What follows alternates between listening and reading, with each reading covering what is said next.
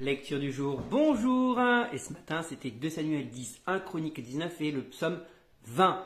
Samuel et Chronique racontent la même histoire, puisqu'il y a des parallèles entre les deux, et comme je l'ai déjà dit, on suit un plan chronologique, donc forcément s'il y a la même histoire, ils vont mettre les chapitres au même moment. Et c'est intéressant de pouvoir comparer les deux, parfois il y a quelques différences, là il n'y a pas vraiment de différence.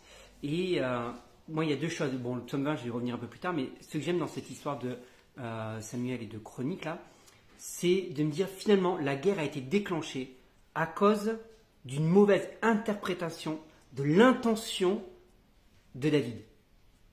Les conseillers du roi, du nouveau roi, son père est mort, c'est lui qui prend la place, les conseillers vont lui dire non mais tu crois vraiment qu'il fait ça par bienveillance et par bonté? Pas du tout, il vient faire ça. Et donc ils ont mal interprété ce que David faisait réellement. Or, David faisait vraiment ça par bonté.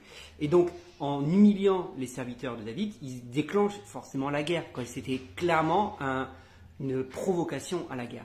Et je me dis combien de guerres, de conflits, de problèmes, pas forcément même de guerres physiques, mais des guerres entre personnes, des guerres entre familles, des guerres entre collègues, tu comprends ce que je veux dire, ont été souvent déclenchées à cause d'une mauvaise interprétation de l'intention.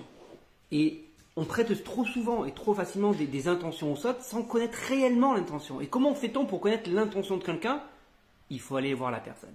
Donc pour désamorcer une guerre, pour désamorcer un conflit, le meilleur moyen c'est d'aller voir la personne et de lui demander quelle était réellement son intention. Alors tu vas me dire oui mais si elle ment, oui ça c'est autre chose. Mais déjà c'est le premier chose, c'est assure-toi de l'intention qu'il y avait derrière le geste, derrière la chose qui a été faite, plutôt que de lui prêter des intentions qui potentiellement vont déclencher un conflit, vont engendrer un conflit ou vont nourrir un conflit. Et trop souvent, oui, mais je pense qu'elle a fait ci à cause de ça, à cause de ci, ou qu'il a fait ci. Pose-toi, va voir la personne et demande-lui tout simplement.